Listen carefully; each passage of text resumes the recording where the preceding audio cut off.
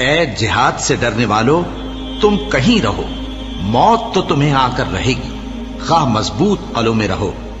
اور ان لوگوں کو اگر کوئی فائدہ پہنچتا ہے تو کہتے ہیں یہ اللہ کی طرف سے ہے، اور اگر کوئی مصیبت پہنچتی ہے تو اے پیغمبر تم سے کہتے ہیں کہ یہ آپ کی وجہ سے ہمیں پہنچی ہے۔ کہہ دو کہ رنج و راحت سب اللہ ہی کی طرف سے ہے۔ ان لوگوں کو کیا ہو گیا ہے کہ بات بھی نہیں سمجھ سکتے؟ اے آدم زاد، تجھ کو جو فائدہ پہنچے وہ اللہ کی طرف سے ہے، اور جو نقصان پہنچے وہ تیری ہی شامت اعمال کی وجہ سے ہے۔ اور اے نبی، ہم نے تم کو لوگوں کی ہدایت کے لیے پیغمبر بنا کر بھیجا ہے، اور اس بات کا اللہ ہی گواہ کافی ہے۔ جو شخص رسول کی فرما برداری کرتا ہے تو بے شک اس نے اللہ کی فرما برداری کی، اور جو نافرمانی کرے تو اے پیغمبر تمہیں ہم نے ان کا نگہبان بنا کر نہیں بھیجا۔ اور یہ لوگ منہ سے تو کہتے ہیں کہ آپ کی فرما برداری دل سے منظور ہے، مگر جب تمہارے پاس سے چلے جاتے ہیں تو ان میں سے بعض لوگ رات کو تمہاری باتوں کے خلاف مشورے کرتے ہیں، اور جو مشورے یہ کرتے ہیں اللہ ان کو لکھ لیتا ہے۔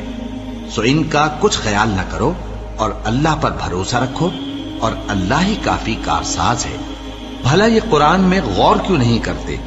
اگر یہ اللہ کے سوا کسی اور کا کلام ہوتا تو اس میں وہ بہت سا اختلاف پاتے، اور جب ان کے پاس امن یا خوف کی کوئی خبر پہنچتی ہے تو اسے مشہور کر دیتی ہیں، حالانکہ اگر اس کو پیغمبر اور اپنے ذمہ داروں کے پاس پہنچاتے تو تحقیق کرنے والے اس کی تحقیق کر لیتے، اور اگر تم پر اللہ کا فضل اور اس کی مہربانی نہ ہوتی تو چند آدمیوں کے سوا تم سب شیطان کے پیرو ہو جاتے۔ سو اے پیغمبر، اللہ کی راہ میں لڑو، تم اپنے سوا کسی کے ذمہ دار نہیں ہو، اور مومنوں کو بھی ترغیب دو۔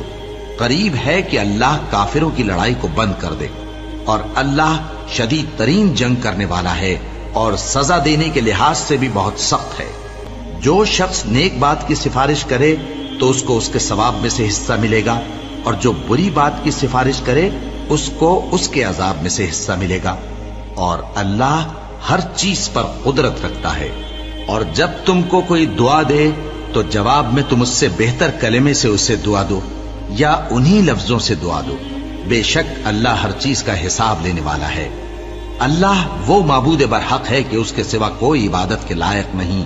وہ قیامت کے دن تم سب کو ضرور جمع کرے گا، اور اللہ سے بڑھ کر بات کا سچا کون ہوگا؟